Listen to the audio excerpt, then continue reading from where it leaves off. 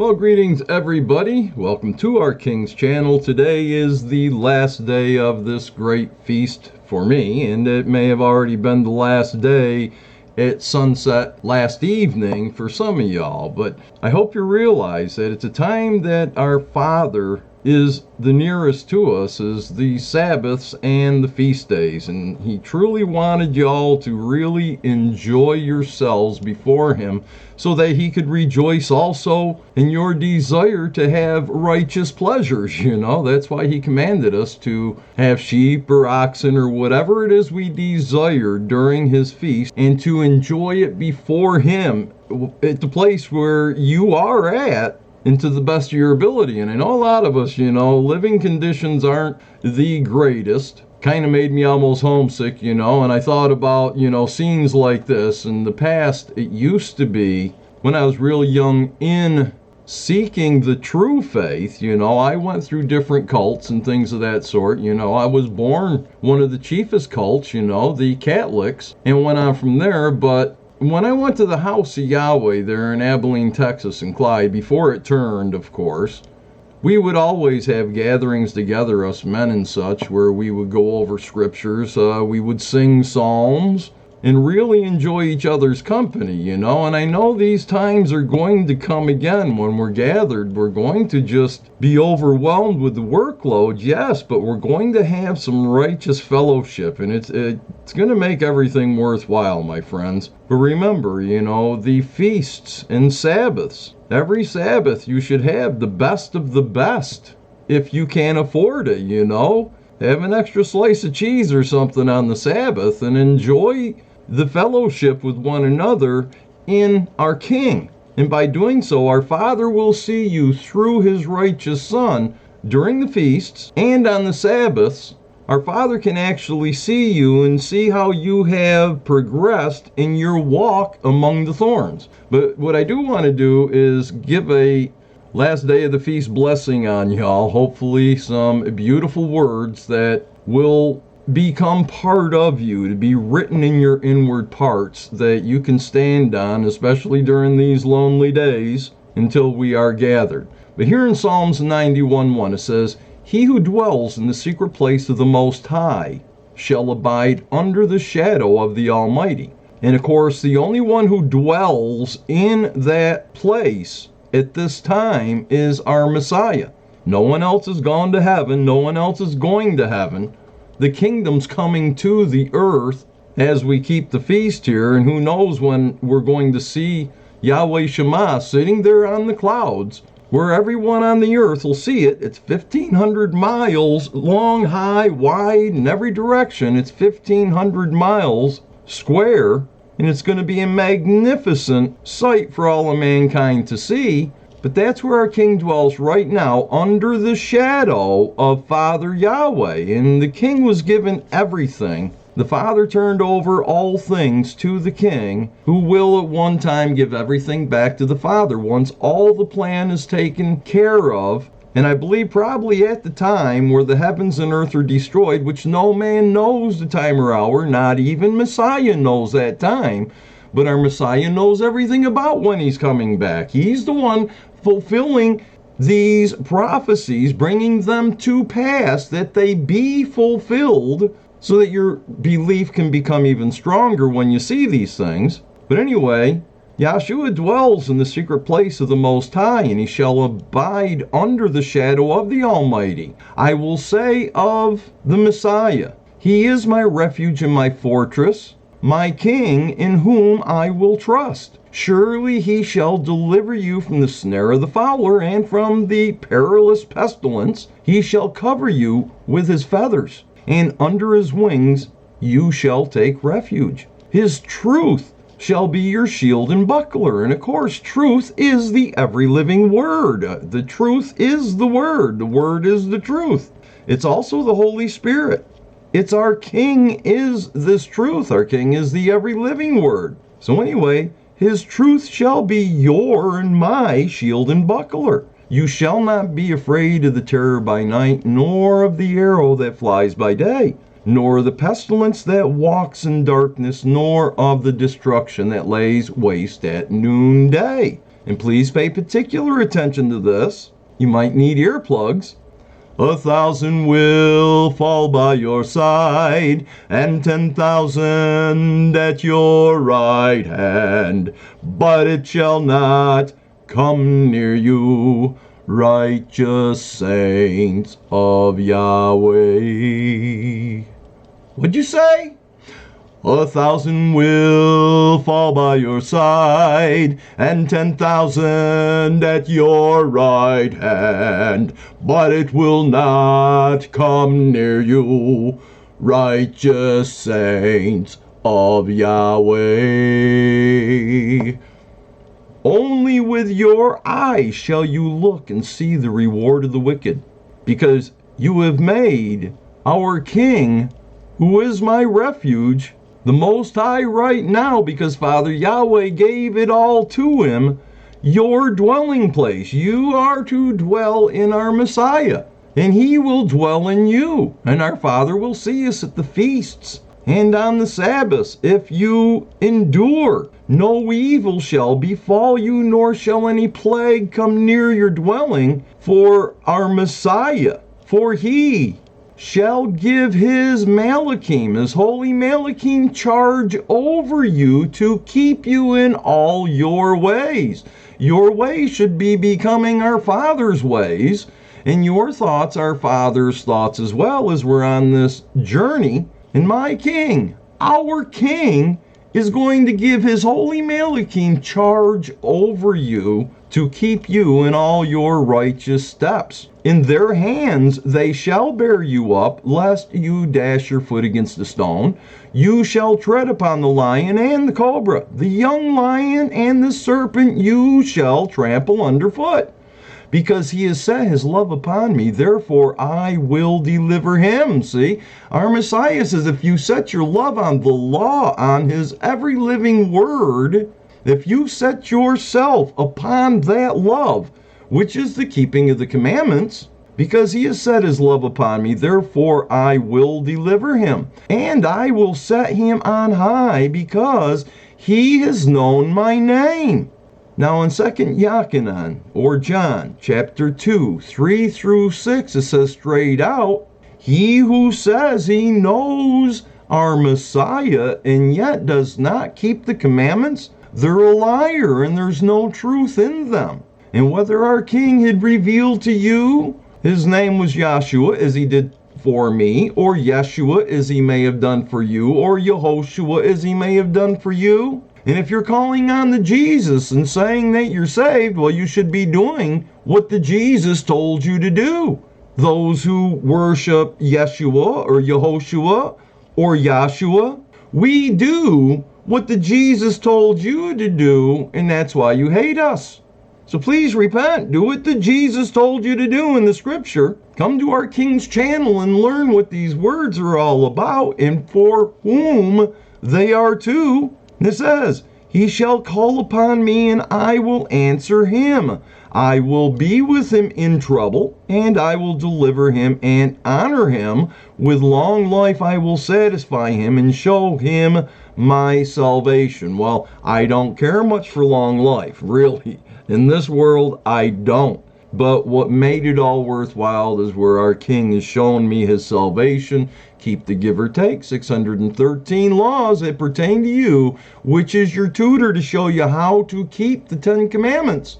That's all there is to salvation. Our King showed it to me, and until you met me, I know that none of you actually understood that. And that's the purpose of coming to our King's channel, so that we can all rejoice in our King's love, especially during the feasts, and I pray this was a blessed feast for y'all. So with that, let's jump into the last segment of this marvelous feast message that our King has now delivered to you. Take it away, Al-Yahnai. Then in verse 21 it says, you shall not eat anything that dies of itself. You may give it to the alien who is within your gates, that he may eat it, or you may sell it to a foreigner. Why? Because you are a holy people to your Father, Yahweh, through Yahshua. And you shall not boil a young goat in its mother's milk. And of course, you got all them poor Jews out there growing their little locks, stapled to their hats or whatever, not eating a cheeseburger, saying they can't because that is boiling a young goat in its mother's milk. Well, no, it's not. They used to take a young goat and they would chop it up into pieces and boil it and then offer it out on the fields to the fertility gods and goddesses. And that was a practice our father said not to do. It's a practice of the Canaanite and Phoenicians. And so those that like to add to the law don't allow you to have meat in a meal if you're drinking milk or having cheese. And vice versa.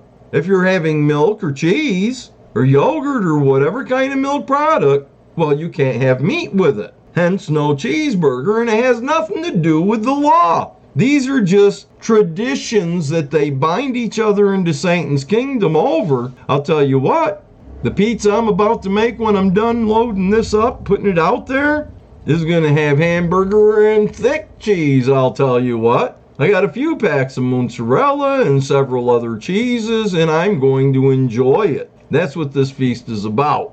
Then here in Deuteronomy 14:22 it says, "You shall truly tithe all the increase of your grain that the field produces year by year, and you shall eat it before Yahweh your Father in the place where he chooses to make his name abide, in the tithe of your grain and in the new wine and your oil," which we spoke of earlier. In those days, those that were wealthy and such would bring all these things to the feast in way more abundant than what they could use themselves, and therefore those that were poor could come and rejoice in the abundance of their brothers who were blessed more than they was. "Of the firstborn of your herds and of your flocks, that you may learn to fear Yahweh your Father through Yahshua," and now fear Yahshua always. Then it talks of the journey's too far to turn it into money.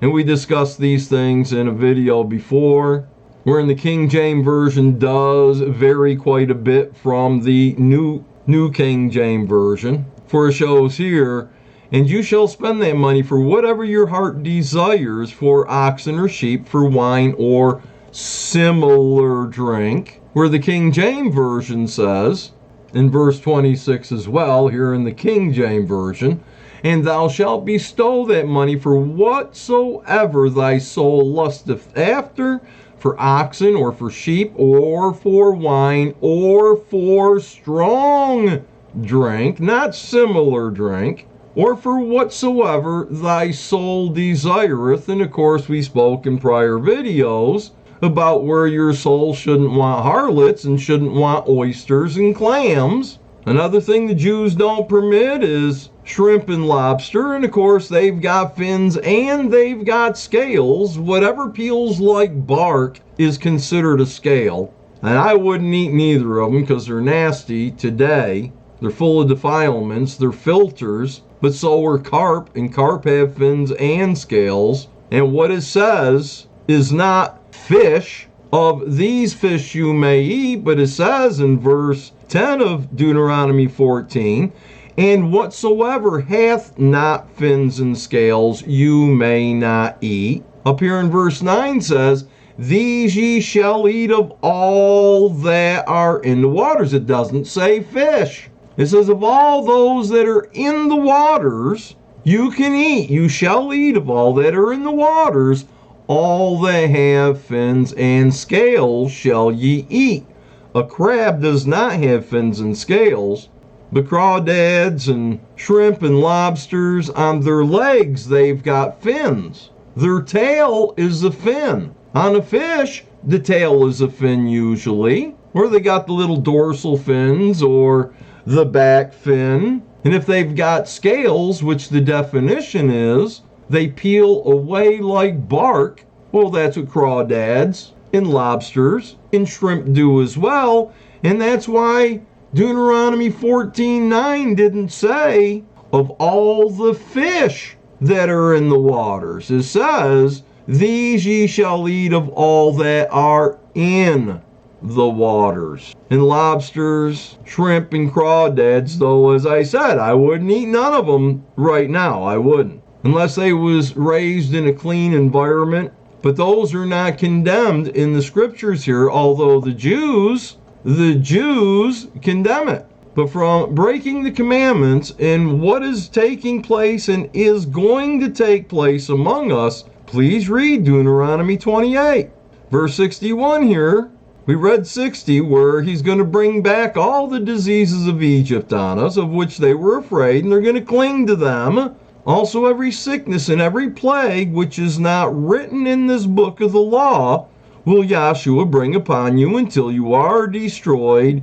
You shall be left few in numbers, wherein you were as the stars of heaven in multitude. And let's not forget here in Isaiah 24:5, it shows why they'll be few in numbers. The earth is also defiled under its inhabitants because they have transgressed the laws. They changed the ordinance. And yes, the feast days are ordinance. They keep Halloween and Astarte or Easter or whatever and Christosmas there and this and that and the other thing, but they don't keep the ordinance such as the Sabbath. No, they keep Sunday. They changed the ordinance. They broken the everlasting covenant. Yes, when you break the law, you broke the covenant. The covenant is everything that's written in your inward parts. It's the laws and commandments. It's written in your DNA because you practiced it long enough, and you're no longer a bastard, but you are loved, the son or daughter of our Father, brother and sister to our King. They broke the everlasting covenant. Therefore, the curse has devoured the earth. Look what's going on around us. And those who dwell in it are desolate. Therefore, the inhabitants of the earth are burned. Why? They transgressed the laws, changed the ordinance, broke the everlasting covenant. Therefore, the inhabitants of the earth are burned, and few men are left. Here it mentions languishes again, where the vine languishes. And I got to tell you, last night, soon as it turned into the first day of the feast for where I live, I went out with my hatchet. I went out there to gather branches, as you might see here. And I went on out to where I was going to gather from last year. What I had was some American beauty berries, and there were long clusters of these purple fruits.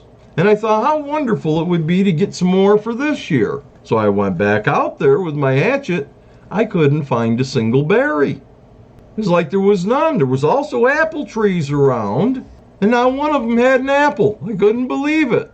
And I don't know if you can notice or not, but up here some of these leaves are all dried out. And it's been raining and raining and raining.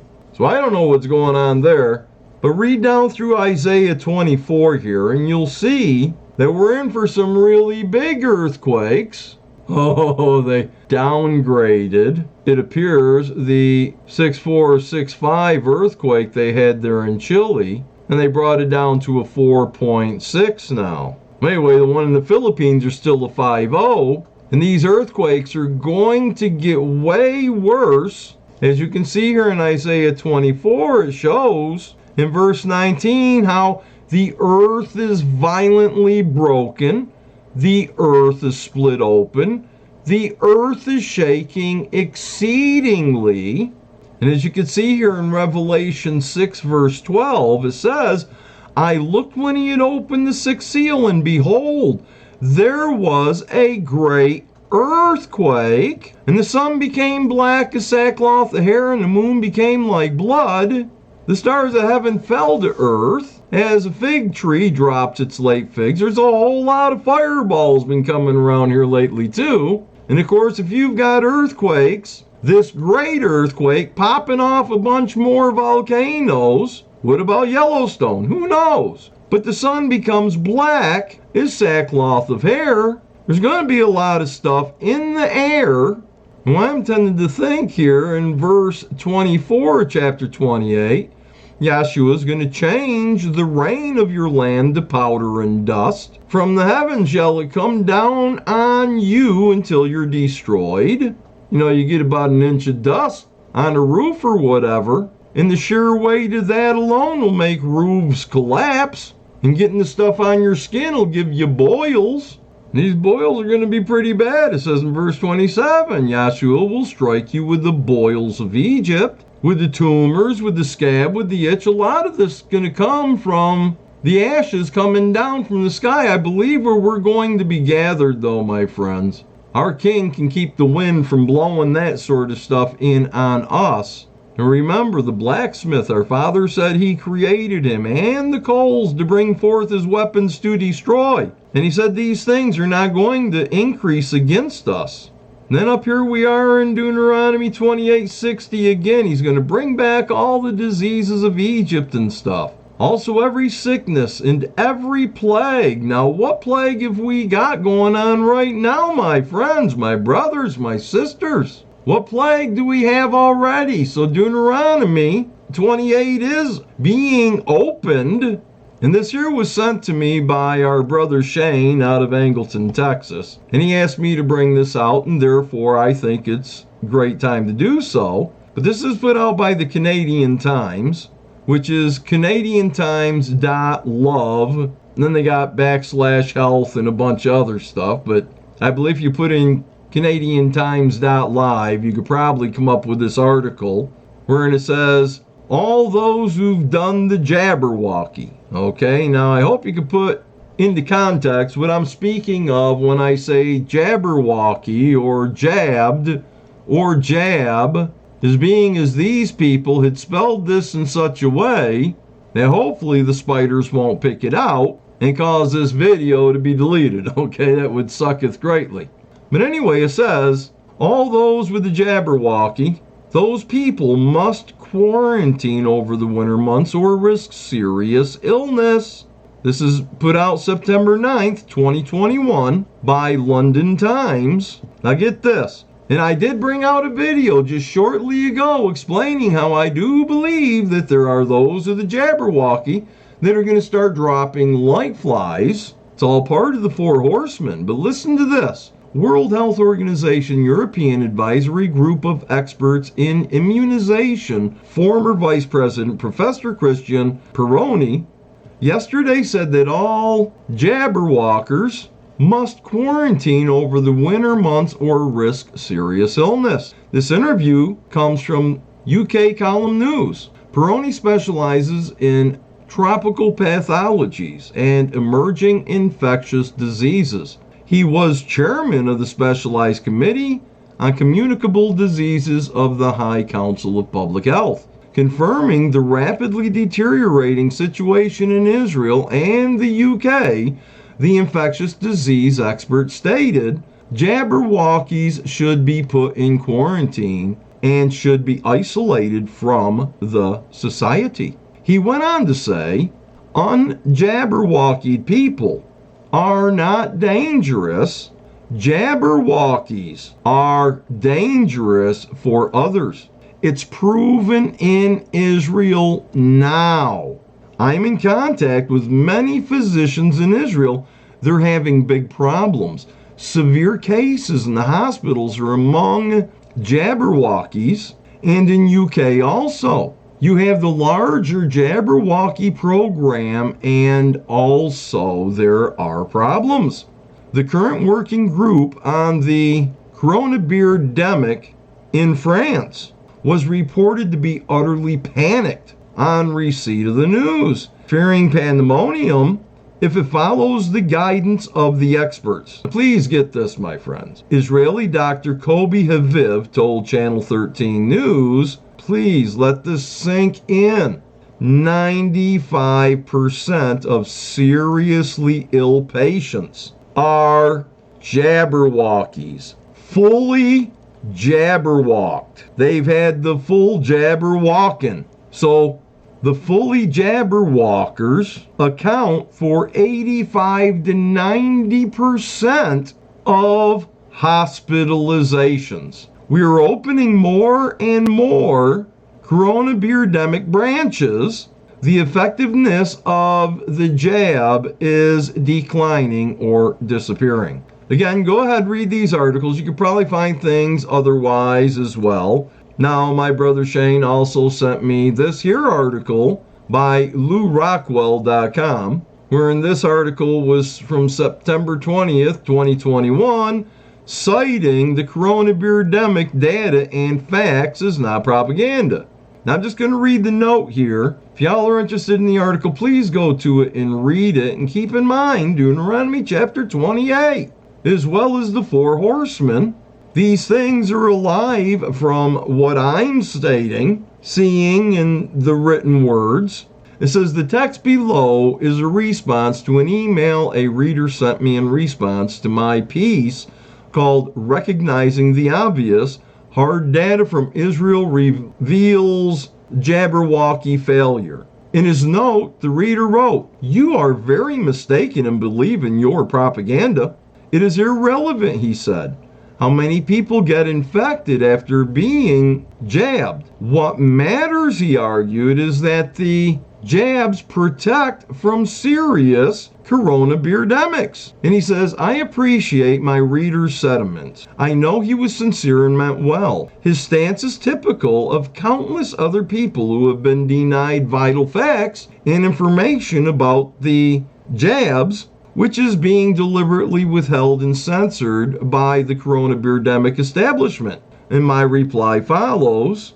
And you can see in part of his reply, he says, it shows that the coronavirus deaths in England are rising and that more than 75% of them are among the JabberWalkies. So please consider these things when you get into reading scriptures. Consider what Dr. Fucky there is doing when he's trying to say that these viruses aren't gain something or other, where gain of function, where he's behind what's taking place across the earth today for greed, but also, in concordance with his handlers and such as well, and his mother, Satan the devil.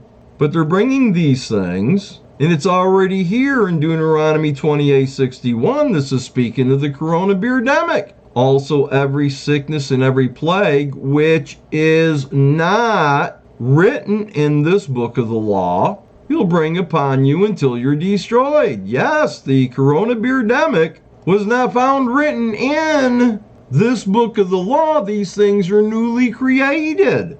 They are gain of function. These things are being released, as you can see. Please read Deuteronomy 28.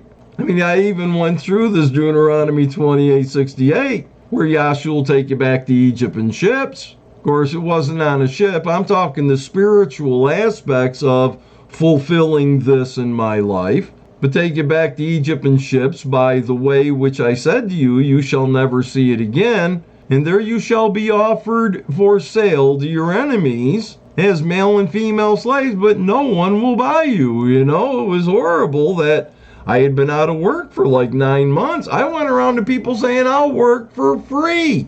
Just let me do something. And if you find I'm worthy of hire, then hire me. But let me do. The spirits were out there before I went to anyone for a job interview. They didn't even give me an interview. Over 9 months. They had just burned me out and then bulldozed everything I owned. And I had quit my job. Now I have no home, no telephone. They didn't have cell phones in those days. My then pregnant wife, for the first of 7 children, and I am living in an abandoned school bus during the winter, didn't even have a blanket, okay? And I couldn't get no one to give me an interview even. I offered my services for free to give me something to do. I was going nuts. And nobody would buy me, so. But I knew I was keeping the laws and the commandments, and that's why no one would buy me. It was on the other side of the coin, those that this is going to take place with, that forsake our Father's word. So anyway, I hope with that you've enjoyed these things. I believe I've spoke long enough to where this was the last day of the feast, or it may have been the last day of the feast for you yesterday, but this is the last day of the feast for the rest of us. I hope that you found the information that I've shared given to you in love. I hope there was enough information that you may have learned many more things in this week of the feast, 8 days, than you've probably learned in the last 6 months easily. And with that, I do love you all. Let's repent, get straight with our King. Bye.